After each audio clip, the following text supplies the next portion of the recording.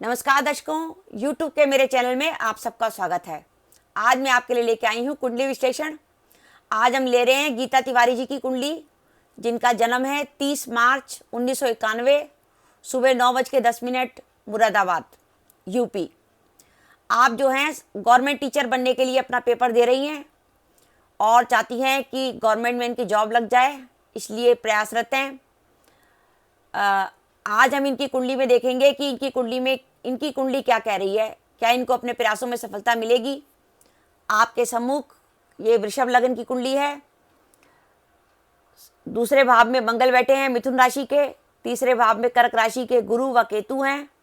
पंचम भाव में कन्या राशि के चंद्र हैं। भाग्य भाव में मकर के शनि हैं और राहु हैं। एकादश भाव में मीन के सूर्य हैं और द्वादश भाव में बुध और शुक्र हैं।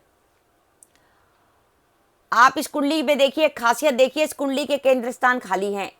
यानी वृषभ राशि, सिंह राशि, वृश्चिक राशि और कुंभ राशि में कोई भी ग्रह नहीं है। अगर किसी की जन्म कुंडली में ये केंद्र स्थान खाली होते हैं तो इसको कहते हैं वापी योग। और अगर कुंडली में वापी योग आ जाता है तो जातक को जिंदगी में बहुत अधिक मेहनत करनी पड़ती है, तब उसको जाके सफलता मिलती है, क्योंकि कुंडली के केंद्र स्थान खाली होने से उसको लाइफ में स्ट्रगल ज़्यादा करनी पड़ती है। अब हम बात करें इनकी चंद्र कुंडली की, तो कन्या लगन की कुंडली है इनकी चंद्र की। पंचम भाव में मकर राशि में शनि व राहु विराजमान है। सप्तम भाव में मीन राशि के सूर्य हैं। अष्टम भाव में बुध व शुक्र है मेष राशि के। दशम भाव में मंगल है और एकादश भाव में कर्क राशि के गुरु व केतु हैं। तो ये है इनकी लगन कुंडली, ये चंद्र कुंडली। जातिका का ये प्रश्न है कि वो सरकारी टीचर के लिए पेपर दे रही है और कुछ समय तक उसे सफलता मिल भी गई थी, लेकिन बाद में वो चीज़ जो है कोर्ट केस में फंस गई, जिसके कारण उसको सफलता नहीं मिल पा रही। अभी तक उसका मामला कोर्ट पे चल रहा है। सबसे पहले हम देखें कि जातिका की कुंडली में राजयोग कितने हैं। राजयोग की हम बात करें तो जातिका की कुंडली में भाग्य स्वराशि का है। भाग्य भाव में मकर राशि आती है, जिसका स्वामी शनि अपनी राशि में विराजमान है। दशम भाव का शनि भी भाग्य भाव में विराजमान है, यानी दशमेश नवस्थ है। ये भी जातिका का राजयोग है, जो इस बात का संकेत देता है कि जातिका को जिंदगी में निश्चित रूप से सफलता मिलेगी। जातिका की अगर हम चंद्र कुंडली देखें तो केंद्र में मंगल विद्यमान है।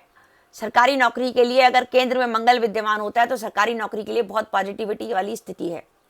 जातिका के तीसरे भाव में कर्क राशि का गुरु है, जो कि वक्री अवस्था में है। गुरु वक्री अवस्था में होने के कारण द्वितीय भाव से अपना फल दे रहा है, दशम को दृष्टि दे रहा है। 1 2 3 4 5 6 7 8 9 गुरु की 9वीं दृष्टि जो है दशम भाव पर है। और साथ ही देखिए गुरु की दृष्टि सूर्य पर भी है। 1 2 3 4 5 6 7 8 9 अगर आपकी जन्म कुंडली में या आपकी नमाज कुंडली में गुरु जो है सूर्य पर दृष्टि डाल रहा है तो उसको कहते हैं राज्य लक्षण योग। इस राज्य लक्षण योग में जातक को राजयोग मिलता है और जीवन में उसे सफलता मिलती है। जातिका जो है गवर्नमेंट टीचर बनना चाहती है, तो टीचर बनने के लिए कुंडली के लग्नेश, दशमेश या पंचमेश का संबंध जो है गुरु व बुध जैसे ग्रहों से होना चाहिए। तो जातिका का जो लग्नेश शुक्र है वो उसके बुध जो पंचम भाव का स्वामी है, बुध उसके संग लग्नेश शुक्र विराजमान है। और जातिका का जो दशमेश शनि है उसका संबंध बन रहा है गुरु से, जो ज्ञान और बुद्धि का कारक है। यानी लाभेश गुरु के संग दशमेश और नवेश शनि का संबंध बन रहा है। तो इस बात का संकेत है कि जातिका निश्चित रूप से एक टीचर बनेगी। अब इतने सारे योग होने के बाद जातिका को देरी का कारण क्या बन रहा है। देरी का, जैसे मैंने वीडियो के प्रारंभ में आपको बताया, देरी का सबसे प्रमुख कारण है जातिका की कुंडली में वापी योग होना, कि केंद्र स्थान जातिका के खाली हैं। जातिका का लग्नेश द्वादश में गया हुआ है। मैंने आपको बताया था अपने पहले कुंडली विश्लेषण में भी कि अगर आपकी कुंडली में लग्नेश द्वादश में गया हुआ है तो ऐसी स्थिति में आपको सफलता मिलने में देरी हो जाती है और आपको मेहनत अधिक करनी पड़ती है, क्योंकि लग्नेश हमारा लगन है।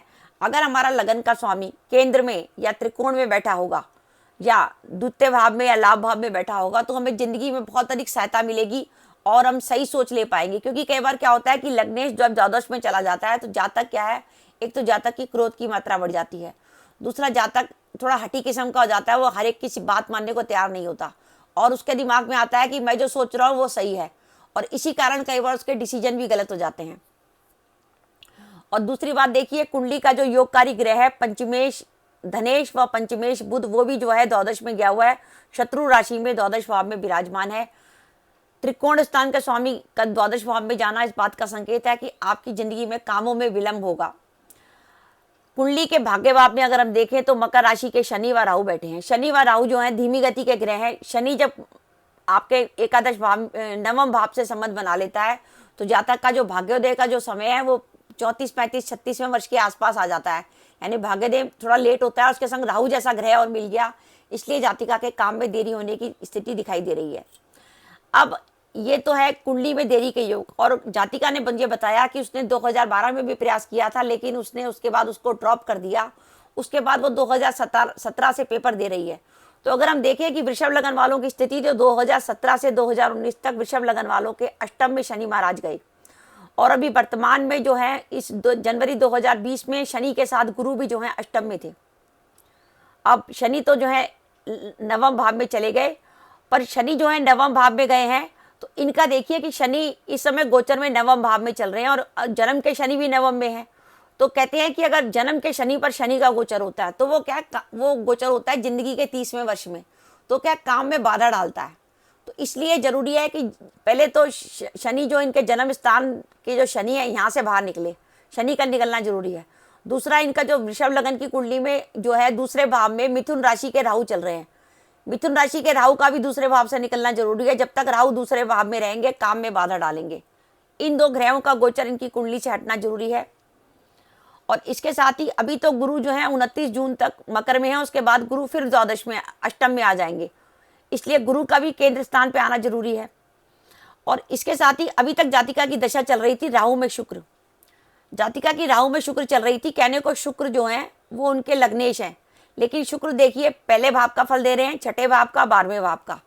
और पहला, छठा और 12वें भाव से आपको जीवन में सफलता नहीं मिल सकती। जीवन में सफलता मिलने के लिए, नौकरी मिलने के लिए आपके पास 2, 6, 10, 11 जैसे भावों का साथ होना चाहिए, तो आपको सफलता मिलती है। अब जातिका की दशा शुरू होगी राहु में सूर्य। सूर्य जो है चतुर्थेश होकर राहु एकादश भाव में विद्यमान है और राहु से एकादश में है।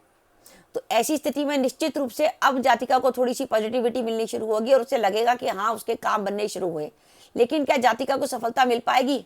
हाँ, जातिका को सफलता मिलेगी, लेकिन सफलता मिलने में थोड़ी सी देरी दिखाई दे रही है। सफलता का समय आ रहा है सन 2022 के बाद। सन 2022 तक क्या होगा कि एक तो गुरु जो है मीन राशि में प्रवेश करके आपके लाभ भाव में आ जाएंगे और गुरु का भ्रमण आपके जन्म के सूर्य पर होगा, जो सरकारी नौकरी दिलाने के लिए बड़ा उपयुक्त योग है। इसके अलावा जो शनि है, जो सितंबर 2022 में शनि भी जो है कुंभ राशि में प्रवेश करेंगे, तो आपकी चंद्र कुंडली के छठे भाव में आ जाएंगे। शनि क्या है, 3, 6, 11 का बहुत अच्छा फल देते हैं। तो यहाँ तो गुरु पॉजिटिव होगा या शनि पॉजिटिव होगा, इसलिए मैंने लिखा है कि गुरु का मीन राशि में प्रवेश और शनि का कुंभ राशि में भ्रमण जो है जातिका को सफलता दिलाएगा। और वर्तमान में राहु में जो सूर्य की दशा चल रही है वो भी जातिका को कुछ प्रगति दिखाएगी। उपाय के तौर पे मैं जातिका को कहूंगी कि उनका 3 का अंक बनता है, वो जो है गुरुवार का व्रत करें, उन्हें बहुत लाभ होगा। उनका कैरियर साथ सेटल होने के साथ ही साथ उनकी शादी भी हो जाएगी और वैवाहिक जीवन भी उनका अच्छा रहेगा। और स्टोन अगर वो पहनना चाहें तो उनका शनि जो है स्वराशि का है, वो चाहें तो नीलम रत्न धारण कर सकती हैं 3 से 5 रत्ती के मध्य में। अगर आपको नीलम से डर लगता है, आप नीलम नहीं पहनना चाहती, तो आप नीली या जमुनिया भी पहन सकती हैं। नीली, जमुनिया या कटेला नाम के उपरत्न भी आते हैं। आप नीलम का कोई भी उपरत्न धारण कर सकते हैं। धारण करने के लिए आप स्टील की अंगूठी, लोहे की या चांदी की अंगूठी ले सकते हैं। तो गीता जी का मैंने ये हॉरोस्कोप लिया। वो इस समय संघर्ष कर रही हैं, टीचर बनने के लिए प्रयासरत हैं। एक तरफ से उन्होंने पेपर पास भी कर लिया था, लेकिन बाद में उनका कोर्ट केस आ गया, जिसके कारण वो अटक गई। क्योंकि कुंडली में ग्रहों की स्थिति ऐसी है कि काम में बाधा आनी निश्चित थी। एक तो उनकी दशा नेगेटिव थी, दूसरा गोचर भी नेगेटिव आ गया, जिसके काम में बाधा दिखाई दे रही है। पर मेरा पूरा विश्वास है कि गीता तिवारी जी को निश्चित रूप से गवर्नमेंट जॉब मिल जाएगी, इसलिए उन्हें किसी प्रकार की चिंता नहीं करनी चाहिए। मैंने जो उन्हें उपाय बताया है, गुरुवार का व्रत करें, निश्चित रूप से सफलता मिलेगी। उनकी हेल्थ भी अच्छा रहेगी, उनकी जितनी महत्वाकांक्षाएं और इच्छाएं हैं वो सब पूरी होंगी। और अगर वो नीलम धारण कर लें तो सोने पे सुहागा। तो गीता जी को घबराने की जरूरत नहीं है। कुंडली में कुछ ऐसा संघर्ष है कि जब वापी योग होता है तो सफलता देर से मिलती है, लेकिन मिलती जरूर है, इसलिए घबराने की जरूरत नहीं है। क्योंकि पॉजिटिविटी यह है कि गुरु उच्च राशि में है और शनि अपनी भाग्येश अपनी स्वयं की राशि में विद्यमान है, तो सफलता जरूर मिलेगी, इसलिए आप निश्चित रहिए। दर्शकों, आपको मेरा एक कुंडली विश्लेषण कैसा लगा? और इसके साथ ही मेरी आपसे प्रार्थना है कि अब जो दर्शक मुझे कुंडली विश्लेषण के लिए कमेंट बॉक्स में कमेंट कर रहे हैं, मैं चाहूंगी आप उसके साथ ही अपना टेलीफोन नंबर भी मुझे दें, जिससे जब मैं कोई कुंडली विश्लेषण के लिए सेलेक्ट करूं तो मैं आपको फ़ोन करके जो आपसे कुछ जानकारी लेना चाहूँ तो ले सकूँ, जिस जानकारी को मैं कुंडली विश्लेषण में शामिल कर सकूँ। तो दर्शकों, आपको मेरा वीडियो कैसा लगा प्लीज़ कमेंट बॉक्स में कमेंट करके बताइएगा। इसके साथ ही दर्शकों, अपना वीडियो समाप्त करने से पहले मेरी आप सबसे प्रार्थना है कि अगर आपने मेरा चैनल अभी तक सब्सक्राइब नहीं किया तो कृपया मेरा चैनल सब्सक्राइब कर दें, साथ ही बेल आइकन को भी दबा दें, जिससे जब भी मैं अपने वीडियो अपलोड करूं उसके नोटिफिकेशन आपको मिल जाए और आप मेरा वीडियो देख सकें। इसके साथ ही नमस्कार दर्शकों, जय माता दी।